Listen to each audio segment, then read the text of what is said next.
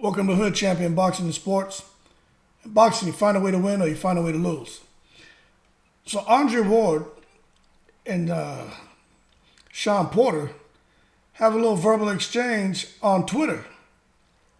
Seems to be pretty respectful, but at the same time, you know, they have company men, then you have the vigilantes in the workforce, right?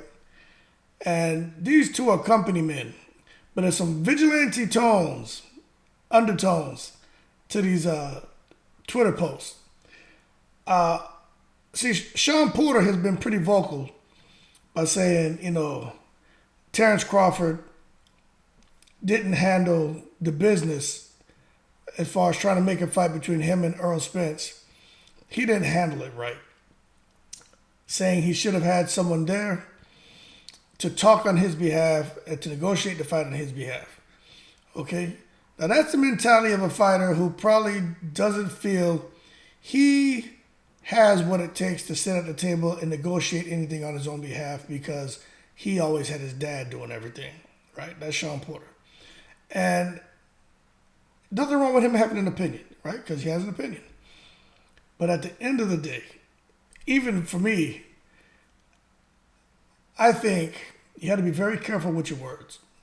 And this is where the inexperience shows up in these guys who are professional boxers or ex-professional boxers and they become boxing analysts, have YouTube shows. You know, you have to be very careful with what you say and how you say it because the way you intend, what your intentions are or what you're trying to convey, if not delivered the correct way, people aren't going to interpret the message you're trying to convey the way you want. They're going to misconstrue your words. And I get what Porter's saying when he goes on here and he says that as far as Terence Crawford in the negotiations, right, that he should have had somebody there on his behalf. So Andre Ward, he didn't like that. So he goes on, he says, I don't agree with your comments about Crawford and Spence negotiations and how Crawford should conduct himself. I can't respect that. Sounds like you're telling him to shut up and fight. Fighters have worked hard to have a seat at the table. I agree with Andre Ward. However, I also agree with Shawn Porter. You can work hard all you want to get to the table. But if you can't articulate yourself, if you can't intelligently speak to what you want, if you can't speak to on your behalf, right? If you don't understand the language, then you shouldn't be at the goddamn table. And if you are, you should have someone there representing you. And I'm going to tell you right now, I commend Bud Crawford because, you know, he's getting experience. It's not easy to sit at a table and to negotiate because what Terence Crawford knows is being in the position of the fighter and kind of watching what's going on with the promoter and seeing things from the position of a fighter. It's like, I agree with that. I don't agree with that. I understand this. I don't understand this. So now he's in a position where it's like, good. All the things that I didn't want, I didn't like, I want to happen now. But it's more complex than that. And I said this in other videos. Once he comes in the room, they just see a fighter. Especially if you can't intelligently, talk to whatever it is that you want. And you can't come in there with facts and ammunition. You can't just say you want this money. You know, where are the analytics? Where's the data? Where are the metrics? Okay, you need to come in there and to provide a sound argument, there has to be some kind of data, some kind of metrics, something to back up your case. And I am not aware of Crawford going in there prepared like that because those are things that weren't disclosed to us. But when I listen to Crawford get on that damn rant on Instagram, he doesn't sound like the guy who can go in there, and although he may know what he wants to say up here, it doesn't sound like he's the kind of guy who can deliver that. Okay? Now, of course, when we're talking promoter, being a promoter, your own boss, you look at a guy like Eddie Hearn, Fast Eddie. No matter if you like him or not, that guy is dangerous. Eddie Hearn, when he starts talking, when I meet people like that, I get the hell away from him. that man's a problem. Eddie Hearn could sell any goddamn thing, you know. But you have a talker like that on your side, things, I'm not saying the deal could have happened, but I think you get a little further in the process. Plus, he's a promoter. But if Crawford could have delivered half of the presentation that Eddie Hearn could have delivered, I think Crawford could have got further in the process.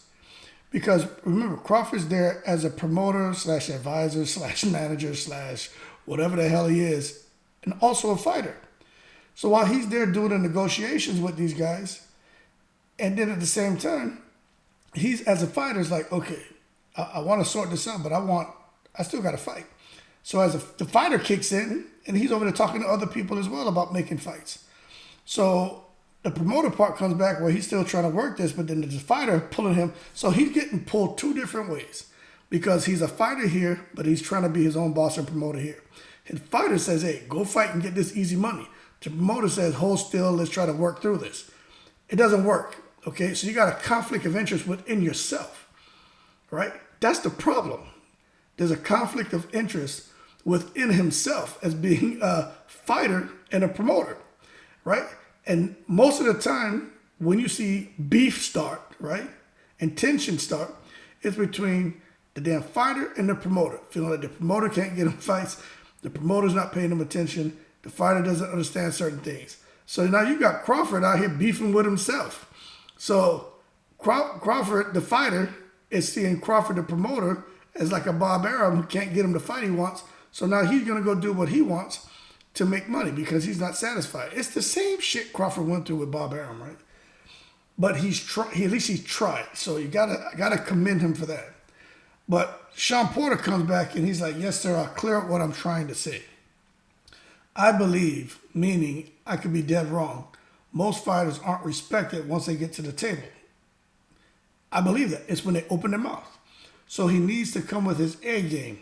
Still, you know, Shawn Porter, again, these guys aren't highly effective communicators. So when he says he needs to come with his A game, what the hell does that mean?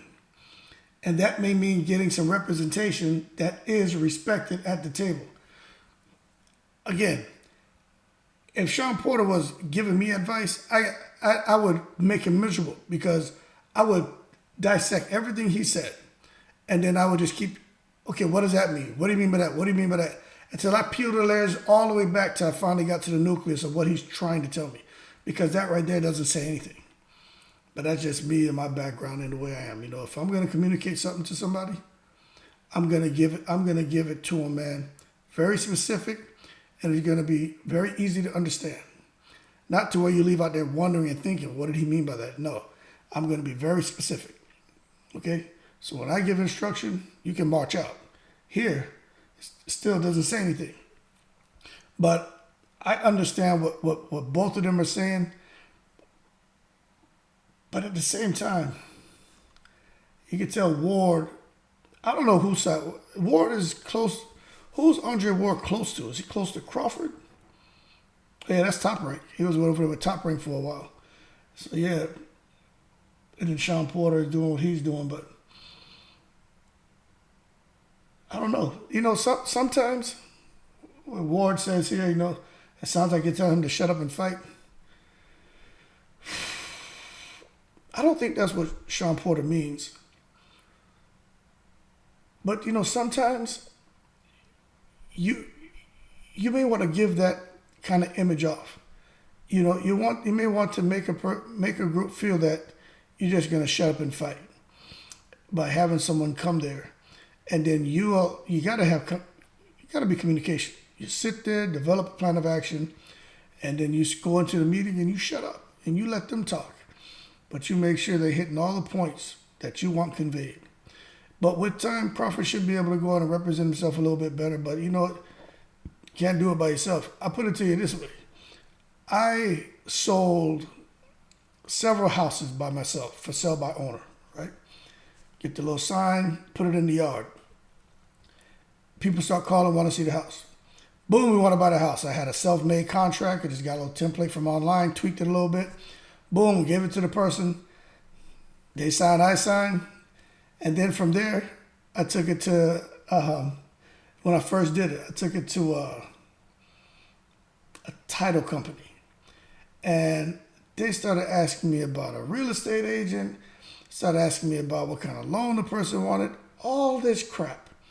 Now, the real estate agent didn't matter because I was doing it by myself, but what I'm saying is they started asking me questions to where I couldn't answer because I just thought it was just a matter of getting a contract, getting 2 signatures, taking it to the title company, they do everything. No, man, I had to learn from that experience. And to be honest, if I would have had someone kind of help me through that, it would have gone a little smoother.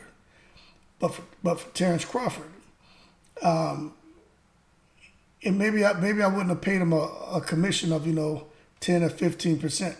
Maybe I just give him 3% because I'm doing the work. They just kind of coaching me.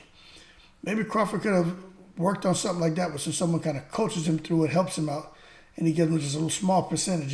That way he's like, okay, I see it, I got it, and then now he goes forward. But at the end of the day, it still worked out for Crawford. This man was able to, do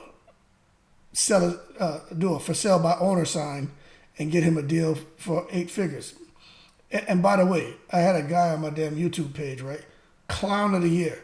This man arguing with me about 8 figures, saying 8 figures is just $1 million, right? So myself and a couple other teammates there tried to educate him. This man was calling me an idiot because I said Crawford's supposed to be making, around $10 million in 8-figure payday. And he was like, who's to say he's going to make $10 million? 8 figures is really just $1 million. And, I did a Twitter post about this clown, right? But anyway, it's neither here nor there. But for Terence Crawford, good job to him. But for Andre Ward and Shawn Porter, hey, people start putting comments as far as what they think about these guys going back and forth. One guy says, you don't have to clear that up. Ward knew exactly what you meant. He's playing stupid. I tend to agree with that. I believe Ward knew what the hell he meant.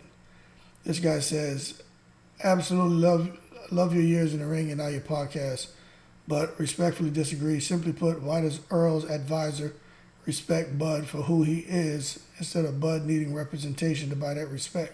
Sorry, man, you're well wrong on this one. Nah, man, I think these guys are missing the message, man. If you can't go in there and intelligently articulate what you want, you need to have someone representing you. That's like fools going to trial and representing themselves. Jackasses, maybe you read 1 or 2 law books and you think you can go be a lawyer. No, man, you got to have someone in there who's the expert. And maybe after you've gone through that a couple of times, then you stand up on your own 2 feet. But again, it's all about communication. And if you can't communicate what it is you really want, and if you can't get them to budge on things because they're being stubborn and they don't respect you, you're going to reach a stalemate and it's just not going to go anywhere. Because most people don't understand business. No one is trying to lose money. Look how this man spell lose. Respect is one thing, but there's no respect in business. There's only black and white, what's profitable and what makes sense. There's no feelings, no emotions, they're disconnected. Why sit and eat at a table with people who don't respect you? Just go eat somewhere else. That's what he did. At the end of the day, it's about a meeting of the minds and an amicable agreement. If any party feels those terms aren't met, then walk away from it. They obviously didn't respect Spence enough to give him the fight and payday either. I don't know what he's trying to say, but Earl Spence Jr. seemingly set to fight Keith Thurman to defend his blah, blah, blah, in a fight that will likely end up doing better numbers. Yeah, I believe that. I believe that it'll do better numbers. Andre Ward, you good, Porter. You know firsthand what it's like to be at a table with Crawford, and your insight is from your own experience. You know what? I forgot about that. Yeah, you're right. We all know he came at first to the table with proper representation, without proper representation, unless we want to recognize and believe the 7-Eleven guy is one. I mean, it can't happen. Yeah, it is what it is, man. Yep, here we go. Agree. I mean, people go to school, Harvard, like Al Heyman, Bob Arum, for that level of negotiation. Bud really comes off as an out of his element, looking to sit in the kind of table with any. That's what I said. So it comes across as foolhardy. Yep. He had lawyers, just maybe not the best boxing savvy lawyers, my guess. It's an assumption. But at the same time, when he had the legend Bob Arum, it still couldn't get done what he posts to grovel at PBC feet and say, "Can I work for you so I can get ESG in the ring?" Whatever, man. So anyway, you can see people having an opinion, but that's what it boils down to, man. The company man and the guy who's trying to handle business, and I think Bud Crawford is doing the right thing, man. He just has to get that experience. Once he gets that experience, he should be okay. But it is what it is. But that being said, man, that is what's going on with these guys. Do you agree with Ward that, hey, you should have a seat at the table, even if you swallow water and you're not able to make the fights you want? Over time, people will start seeing that you're serious and things will work out? Or do you agree with Porter, like, hey, look, go ahead and get somebody to represent you. Quit hurting yourself. Quit hurting the potential for making fights because you don't know what you're doing. After you go through it a couple of times, someone coaching you, advise you, then you can try to stand on your own 2 feet. But you're trying to make probably, matter of fact, this may be the biggest fight. And it could be the biggest fight in boxing for this era, to be quite frank. And Crawford is in there trying to do it by himself. But I think if they can meet in the middle, where, like I said, have someone kind of coach and advise them, give them a smaller percentage because they're not doing all the work, and just let's get that fight across the finish line. And then after that, maybe you want to break lock with that relationship, and then you do it on your own. But hey, who am I? It's just my opinion. But that being said, man, y'all keep cool. Shout out to the veterans. Shout out to everybody from all 7 continents. Ward and Porter, that verbal exchange, I like the way they did it, kind of respectfully, but you could tell, man, neither one of them liked it. It is what it is. Y'all be cool. I'm in the breeze.